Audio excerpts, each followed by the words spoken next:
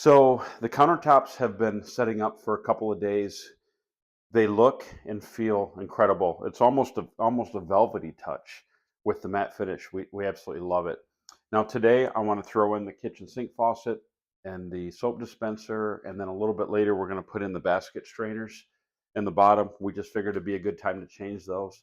So today will be a plumbing day, and then probably within the week, we're going to start with the backsplash. So we'll take you along on that journey as well. But so far, we have been thrilled with this product from Ligari Products, this epoxy. It's wonderful. I think that if you try it, you'll be very happy with it. Very easy to work with, very easy to work out any issues that you have. It's just fantastic. So we're thrilled with it. Okay, so this right here is the soap dispenser. I apologize, it's a little tight in here.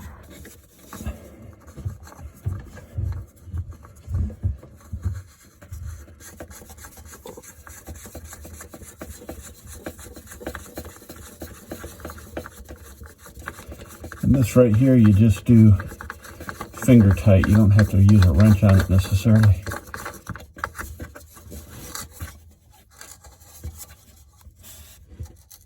Okay, so this is the bottle screwed in there, as you can see. So we'll fill that with dish soap, and then she can, or I like doing dishes. Also putting soap in the sink, so you don't have a bottle of soap on your counter. Just cleans it up.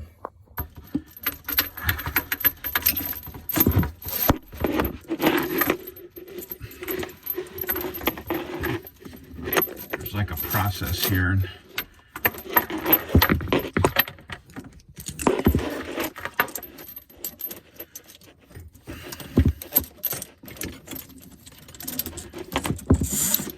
Okay.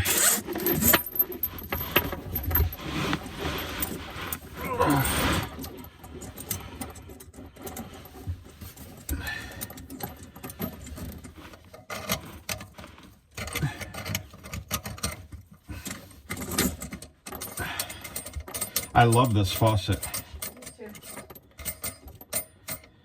Such a clean up. Oh man. I might take a little sandpaper and kind of sand the inside of the stainless steel sink to get it looking new again.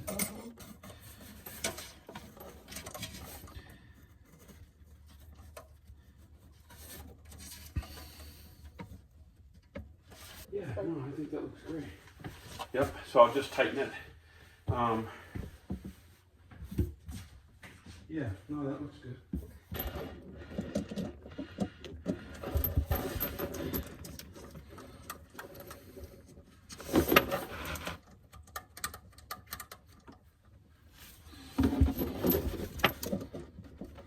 I don't think it does.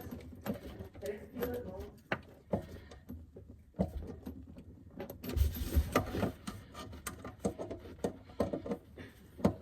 Okay, so what I normally do, I don't know if you can see this or not, this is the hot shut-off. I usually put a little pipe joint compound, and there's one in the back here, just around the threads, just to help seal anything out. Hook up the hot line here, get it started. It's kind of important that you don't cross-thread them either.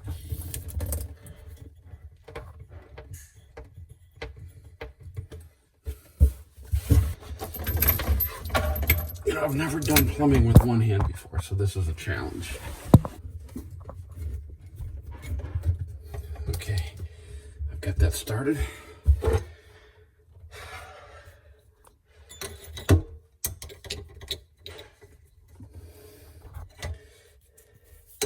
So we're just gonna tighten these up with a crescent wrench.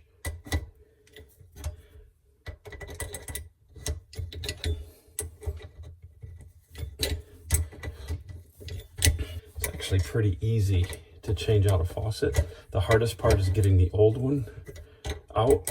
A lot of times they've been in there so long they're corroded and a little bit of a hassle, but still it's doable. So the directions tell me to put on the weight about 3 inches, right about there. And then we're gonna lift this up. I'm gonna clamp it here. Give me a second.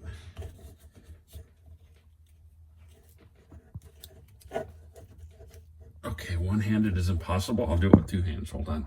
So then what we're gonna do is this is the end here, and it's gonna go right there.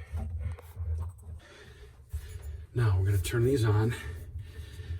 So I just want to say, first of all, once in a great while, there's a packing nut right here. Sometimes when these haven't been used in a long time, and you turn them off, turn them back on, it'll drip. You just take a pair of channel locks or a big crescent wrench, and you just snug that up to where it stops dripping. You don't want to over tighten it, or you can crack the nut. So, and this one right here, these are a little hard to get to because of the dishwasher line. Is good. I'm a little unsure. I think I might do something different with that hot line. I don't like that being that tight. So I'm just gonna, real quick, unloosen this, turn the line around and retighten it. Okay, time to see how it works. Yeah, man, hot and cold. The sprayer works good. Yeah, this is a beautiful faucet. It's a Kohler, and it's really nice. So yeah, looks great. The first thing we're gonna do is we're gonna unscrew these, what we call compression nuts or jam nuts. Depends on where you come from. Just gonna loosen these up a little bit.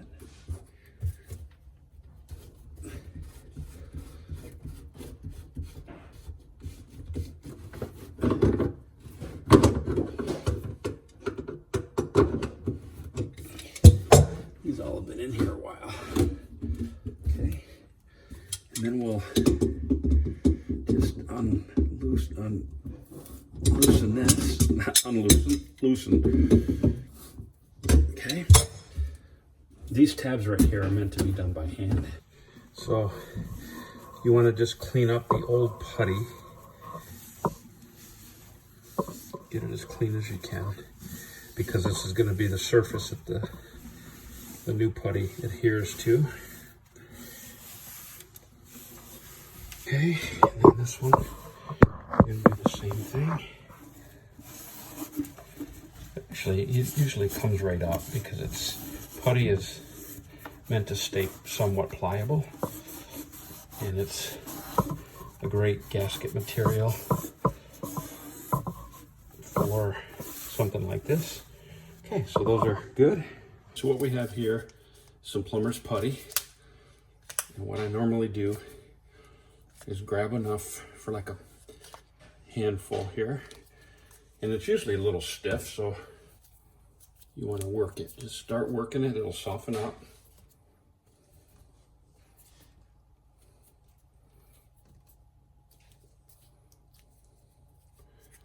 Starting to soften up. I think the heat from your hand softens it up.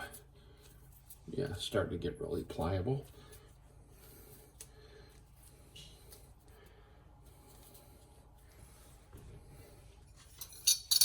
So what I normally do here is I start to pinch off with my thumb, and I just work my way around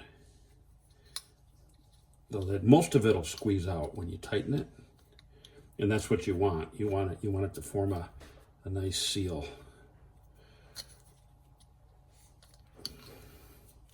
So I just run it around the edge like this.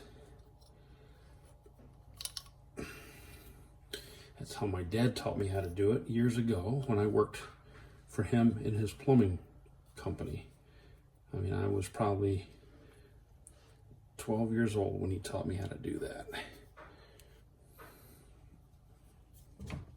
Okay, that's ready to go in.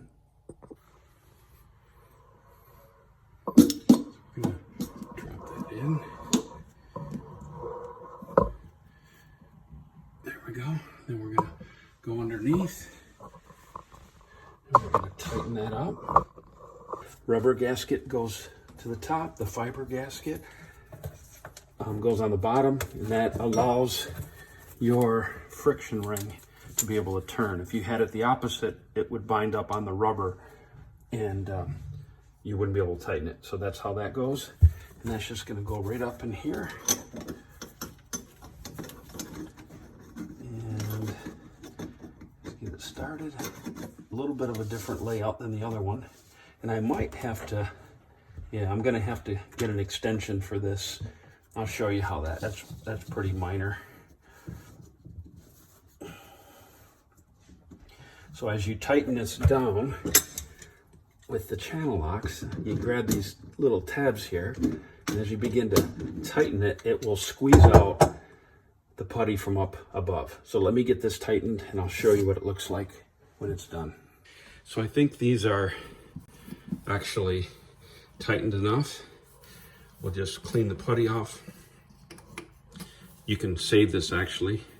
I'll just get a flathead screwdriver, get down in there and clean up that excess putty around that lip. Same thing over here. Now again, once we get it hooked up and check it, if we do get a little bit of leak around this flange, we just tighten it till it stops leaking. You never want to over tighten it. They feel pretty tight though. So I usually put a little pipe joint compound around the top of this little T-gasket here.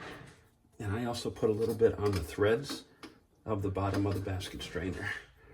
Now, there was enough, the tailpiece down in here where this one's gonna fit just fine.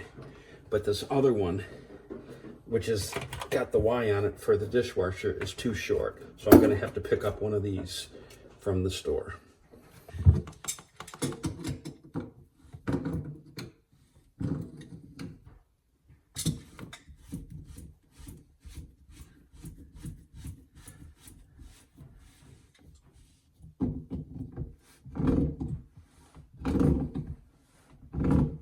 So I ended up getting a plastic dishwasher assembly. I'm going to put a little pipe joint compound around the threads, and then this, I'll probably have to trim it.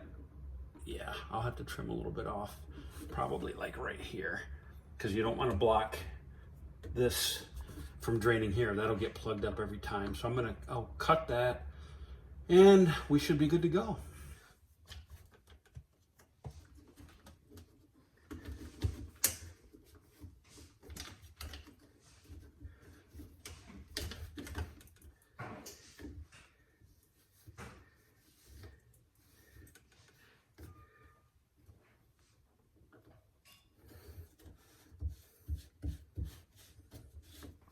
And these just being hand tight, it's good enough because it doesn't really need to be any tighter.